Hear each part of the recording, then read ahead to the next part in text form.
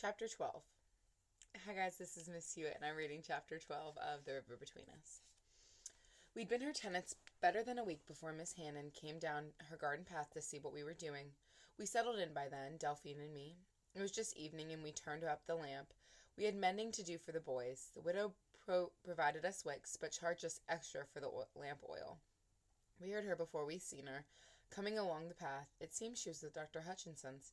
"I declare, doctor," sang out a southern accent thick enough to plant cotton in, "I been remiss in my duties to them young ladies, but then nobody knows better than yourself how worked I am." Delphine settled her skirts, took up her needle, and made quite a pretty picture of herself there by the lamplight when I opened the door.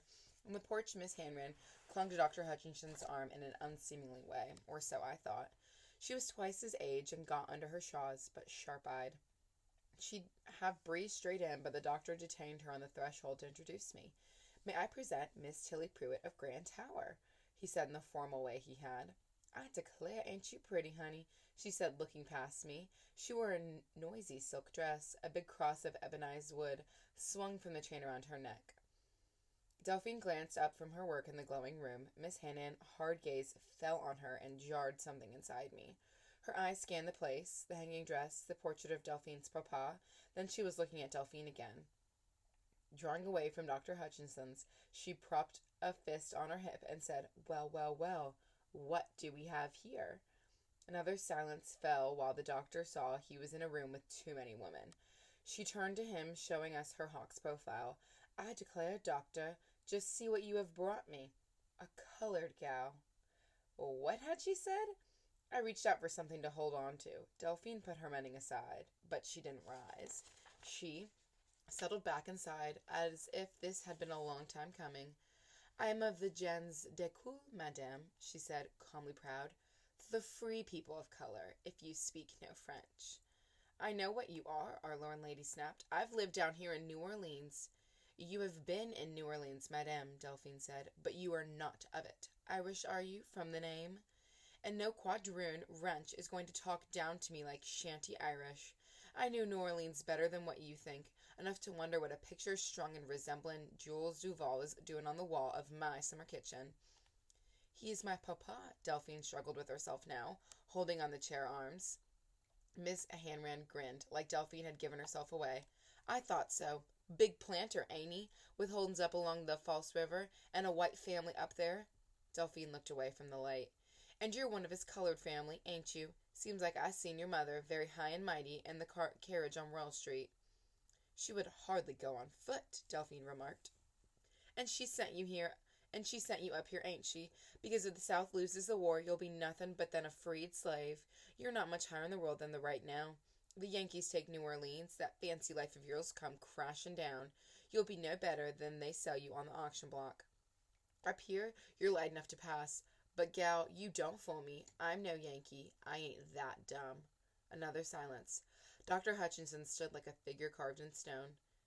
"Do you want me off your place?" Delphine said without a trace of accent, and ready to go. "Lance, no," Miss Hanran said. "I want your rent money, and you're in an outbuilding at the back of my property where you belong.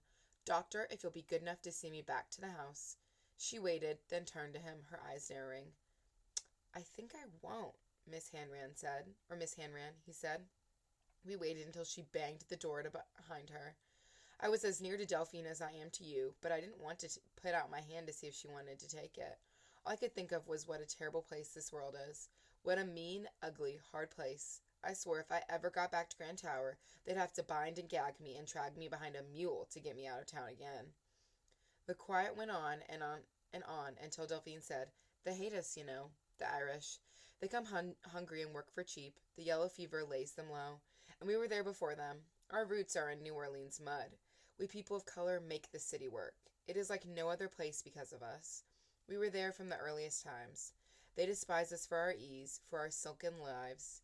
They don't understand how people of color can be free." She looked away from us. "Well, almost free." That explained something, though very little. I drew the doctor into the circle of the light. Without thinking about it, I took his hand and pulled him nearer. And now I reached for Delphine and took them both in my hand. "Delphine, tell us who you are," I said, hoping she'd trust us. But she was Delphine, so she had to spin a romance tale out of it, or try her best to. My grandmere, she's the one of Les Sirens. Legends are told of these beauties who free the slaves uprising on the island of Saint Domingue, years and years.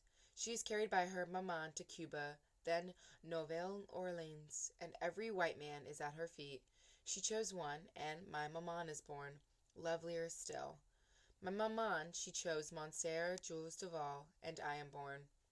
She opened her hands, presenting herself, and I blundered into the silence. But you said we never marry. You said that on the train. The doctor made a move to still me. We cannot marry white men, she said, patient with my Yankee ignorance. The Spanish make a law against such marriage. The French make a law. There is a law now. But New Orleans prefers its customs to the law. Our white fathers buy our mothers fine homes in all of the best streets in Chartres Street, and if there is a daughter, she is brought up by her mother to find a future with a white gentleman of her own, a man of substance. We have a name for this. It is a plaquage, a respectable arrangement. She looked at me then, her worldliest look yet. If this war didn't threaten everything, I would have my own home now, my own protector. Perhaps. She trailed down at herself and fell silent. It was a gate swung open on yet another world I didn't know. Was there no end to what I didn't know? That woman called you a name, I said. Quadroon? Our society is often called that. There are the quadroon balls, you know, each Wednesday night at the Salle d'Orleans, where white gentlemen, come to pay us court. Quadroon, octoroon, there are these names, she struggled grandly. I am a féminine de couleur libre, a free woman of color. French blood flows through me, and Spanish blood and African blood.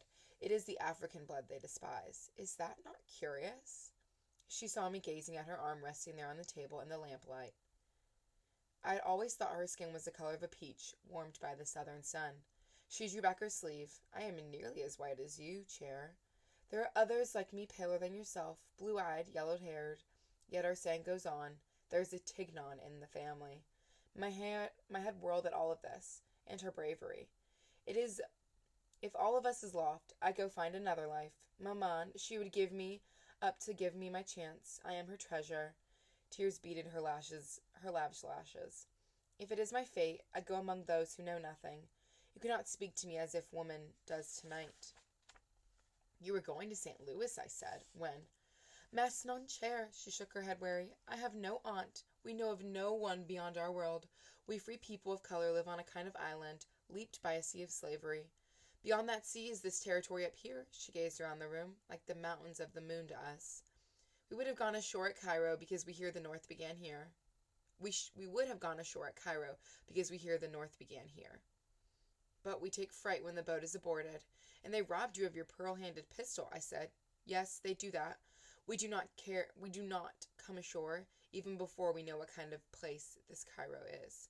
And so, and your grand tower is the next stop for the boat. It is perhaps fate. And that was something else I don't know. I felt my way along now, word by word, though it was too late to be careful. Delphine, seems like your people need a lot of help, the way you live. She nodded absently. Do your people own slaves? It happens. Is Kalinda your slave? The great fringed violet eyes turned on me. Ah, ma chère, she is my sister. So, that was chapter 12 of The River Between Us, and next I will read chapter 13.